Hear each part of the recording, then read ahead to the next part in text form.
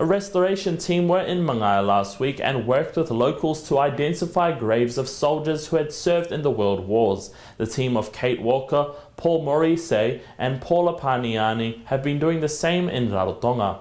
Here's that story from Mangaia TV. In 3 days we have found 38, so we have 6 to go. Whether or not we do find them, we will see what the next day or so brings. Paula did a presentation yesterday down at the tourism office, which gave a lot of information to the community about the soldiers that we were still searching for then. Yesterday we were searching for 14. Like I said, we're now just searching for 6. So we found 38.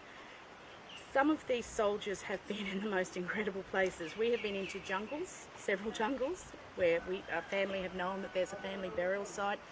We have been in the Makatea. One man around at Ikirua yesterday took the guys, I didn't go, I was not doing any cliff climbing, into the Makatea and up to show them where his grandfather or great-grandfather was buried and where his military headstone is.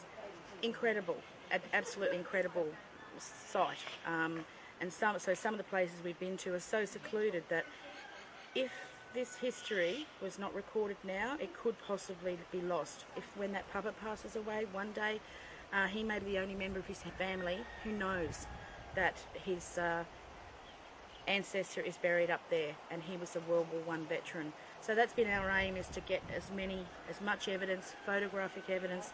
There are a number of soldiers on Mangaia that do not have military headstones. I think we found 3 or maybe 4 so far. So we've discussed that with the families as well.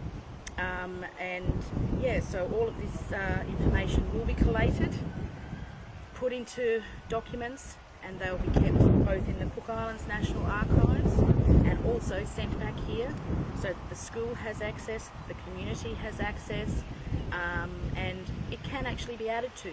If we don't find a number of soldiers, then it's open. You know, there may be someone who later down the track is somewhere in the jungle that finds one and go, okay, you know, we've got it. What we are doing on Mangaia for this past few days, it's really helpful for our children. These are our next generation. This is the only way for them to learn all these things, is to preserve them, to restore them, to collect them. It's not only for us to be kept at the National Archives, and also for the people of Mangaia as well. It's a storyboard. It's a whole set of storyboard, and it's so fascinating. It's something that needs to be treasured for the next 100 years. Ko te tumu o mai ar te anga no te mea ngā kaupara o kia no tōku ai metua te area tu i te First World War. Toko ārātou i te kātotoa ko te ānau te ātotoro ai. Ko taumia te tai ērena o taumia, o āria, ngā engātara e pera katoa e tōku a Great Grandpa Korere. Toko ārātou i āre tu i te First World War, te tumuia i o mai i roto i te anga. E pera katoa ko piri mai a pita ngā tokorua. I kauturu atu māua i te aronga i te ere mai, te tere mai no Rarotonga mai.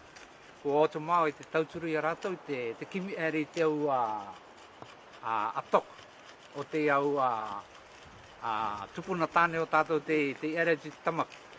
So our plan is in April. At this stage we hope to go to Artu and do the same thing on Artu and spend days over there searching for and documenting and GPS mapping their Anzacs, and hopefully eventually we'll get throughout the whole Cook Islands. And so today we've done workshops here with some local community members who are interested in learning how to restore headstones, restore the lettering to their headstones, and this is a really valuable tool. They had no idea that it was so easy and so rewarding to do. When you see a headstone that you can't read the lettering on, particularly these granite soldiers' headstones, they can restore the lettering and it's like brand new. If there was a tourist in here, they could go back to New Zealand or Australia, go onto New Zealand archives, look for that soldier, search his number and see the story behind him. Then it means something to somebody. But if you can't read it, then it's hard to know who the person was. It just makes it easier.